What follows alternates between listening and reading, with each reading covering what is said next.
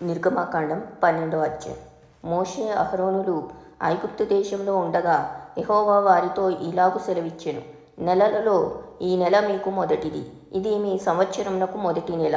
మీరు ఇశ్రాయేలీయుల సర్వ సమాజముతో ఈ నెల దశమి నాడు వారు తమ తమ కుటుంబముల లెక్క చొప్పున ఒక్కొక్కడు గొర్రెపిల్లనైనను మేకపిల్లనైనను, అనగా ప్రతి ఇంటికి ఒక గొర్రెపిల్లనైనను ఒక మేకపిల్లనైనను తీసుకొనవలెను. ఆ పిల్లను తినుటకు ఒక కుటుంబము చాలకపోయిన ఎడల వాడును వాని పొరుగువాడును తమ లెక్క చొప్పున దాన్ని తీసుకొనవలెను. ఆ గొర్రెపిల్లను భుజించుటకు ప్రతి వాని భోజనం పరిమితిని బట్టి వారిని లెక్కింపవలెను. నిర్దోషమైన ఏడాది మగపిల్లను తీసుకొనవలెను. గొర్రెలలో నుండి అయినను మేకలలో నుండి అయినను దాన్ని తీసుకొనవచ్చును. ఈ నెల 14వ దినము వరకు మీరు దాన్ని ఉంచుకొనవలెను. తరువాత ఇశ్రాయేలు సమాజపు వారందరూ తమ తమ కూటములలో సాయంకాలమందు దాన్ని చంపి దాని రక్తం కొంచెము తీసి తాము దాని తిను ఇండ్లు ద్వారబంధపు 2 నిలువు కమ్ముల మీదను పై కమ్మి మీదను చల్లి ఆ రాత్రియే వారు అగ్నిచేత కాల్చబడిన ఆ మాంసమును పొంగని రొట్టెలను తినవలెను. చేదు కూరలతో దాన్ని తినవలెను. దాని తలను దాని కాళ్ళను దాని ఆంత్రములను అగ్నితో కాల్చి దాని తినవలెను. దానిలో ఉడికి ఉడకనిదైనను నీళ్ళతో వండబడినదైనను తినకూడదు. ఉదయకాలం వరకు దానిలోని దేదియు మిగిలింపకూడదు. ఉదయకాలం వరకు దానిలో మిగిలినది అగ్నితో కాల్చివేయవలెను. మీరు దాన్ని తినవలసిన విధమేదనగా మీ నడుము కట్టుకొని మీ చెప్పులు తొడుక్కొని మీ కర్రలు చేత పట్టుకుని త్వరపడుచు దాన్ని తినవలను. అది యెహోవాకు పస్కా బలి. ఆ రాత్రి నేను ఐగుప్తు దేశమందు సంచరించి ఐగుప్తు దేశమందలి మనుషులలోనే గాని జంతువులలోనే గాని తొలి సంతతి అంతయు హతము చేసి ఐగుప్తు దేవతలందరికీ తీర్పు తీర్చెదను. నేను యెహోవాను. మీరున్న ఇండ్ల మీద ఆ రక్తం మీకు గుర్తుగా ఉండును. నేను ఆ రక్తమును చూచి మిమ్మును నశింపచేయక దాటిపోయేదను. నేను ఐగుప్తు దేశమును పాడు చేయుచుండగా మిమ్మును సంహరించుటకు తెగులు మీ మీదకి రాదు. కాబట్టి ఈ దినము మీకు జ్ఞాపకార్థమైనదగును. మీరు యెహోవాకు పండుగగా దాన్ని ఆచరింపవలెను. తరతరములకు నిత్యమైన కట్టడగా దాన్ని ఆచరింపవలెను. 7 దినములు పులియని రొట్టెలను తినవలెను. మొదటి దినమున మీ ఇండ్లలో నుండి పొంగినది పారవేయవలెను.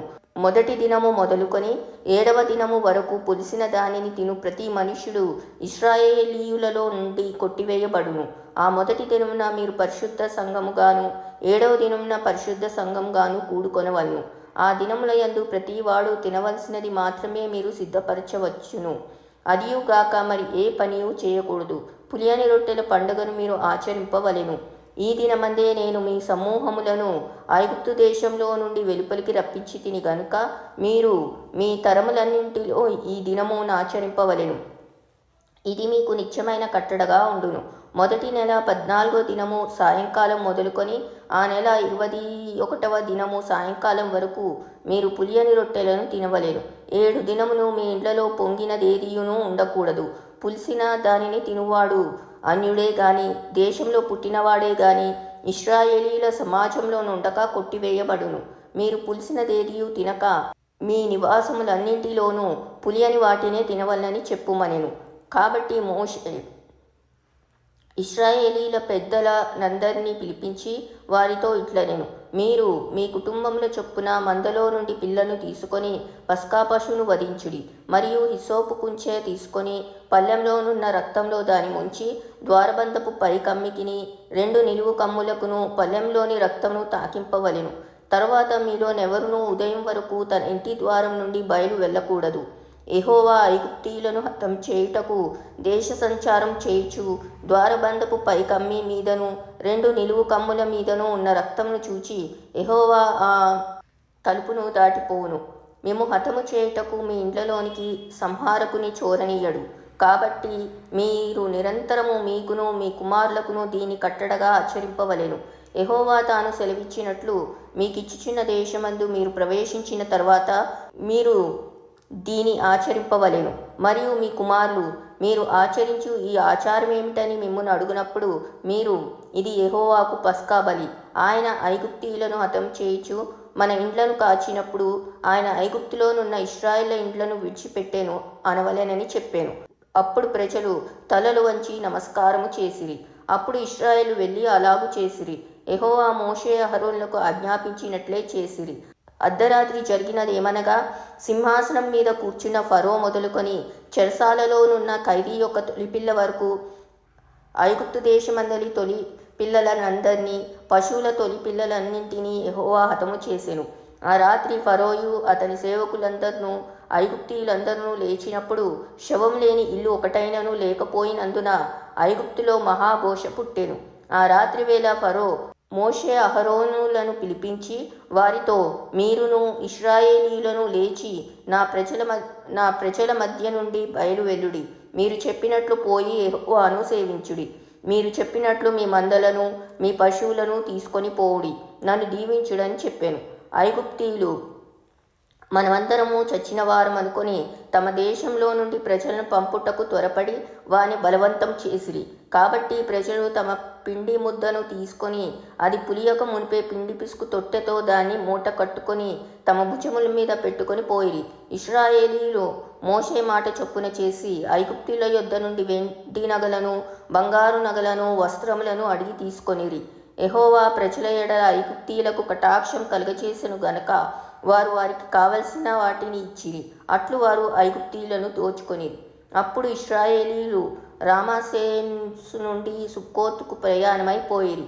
వారు పిల్లలుగాక కాల్బలము 6,00,000 వీరులు, అనేకులైన అన్యజనుల సమూహమును, గొర్రెలు, ఎద్దులు మొదలైన పశువుల గొప్ప మందయ్యును వారితో కూడా బయలుదేరాను. వారు ఐగుప్తులో నుండి తెచ్చిన పిండి ముద్దతో పొంగని రొట్టెలు చేసి కాల్చిరి. వారు ఐగుప్తులో నుండి వెళ్ళగొట్టబడి తడువు చేయలేకపోయిరి గనుక అది పులిసి ఉండలేదు. వారు తమ కొరకు వేరొక ఆహారం సిద్ధపరచుకొని ఉండలేదు. ఇశ్రాయేలీయులు ఐగుప్తులో నివసించిన కాలము 430 సంవత్సరములు. ఆ 430 సంవత్సరం గడిచిన తరువాత జరిగినదేమనగా, ఆ దినమందే యెహోవా సేనలన్నీయు ఐగుప్తు దేశంలో నుండి బయలుదేరిపోయెను. ఆయన ఐగుప్తు దేశంలో నుండి వారిని బయటికి రప్పించినందుకు ఇది యెహోవాకు ఆచరింపదగిన రాత్రి. ఇశ్రాయేలీయులందరూ తమ తమ తరములలో యెహోవాకు ఆచరింపదగిన రాత్రి ఇదే. మరియు యెహోవా మోషే అహరోనులతో ఇట్లనెను, ఇది పస్కా పండుగను గూర్చిన కట్టడ. అన్యుడెవడునూ దాన్ని తినకూడదు గాని వెండితో కొనబడిన దాసుడు సున్నతి పొందిన వాడైతే దాన్ని తినవచ్చును. పరదేశీయు, కూలికి వచ్చిన దాసుడును దాన్ని తినకూడదు. మీరు ఒక్క ఇంటిలోనే దాన్ని తినవలెను. దాని మాంసంలో కొంచెమైనను ఇంటిలో నుండి బయటికి తీసుకొని పోకూడదు. దానిలో ఒక్క ఎముకైనను మీరు విరవకూడదు. ఇశ్రాయేలీయుల సర్వ సమాజము ఈ పండుగను ఆచరింపవలెను.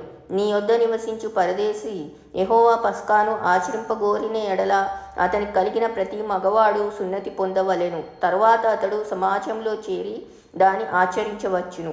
అట్టివాడు మీ దేశంలో పుట్టిన వానితో సముడగును. సున్నతి పొందని వాడు దాన్ని తినకూడదు. దేశస్థునికిని మీలో నివసించు పరదేశికిని దీని గురించి ఒకటే విధి ఉండవలెననెను. ఇశ్రాయేలందరూ అలాగు చేసిరి. యెహోవా మోషే అహరోనులకు ఆజ్ఞాపించినట్లు చేసిరి. యెహోవా ఇశ్రాయేలీయులను వారి వారి సమూహముల చొప్పున ఆనాడే ఐగుప్తులో నుండి వెలుపలికి రప్పించెను.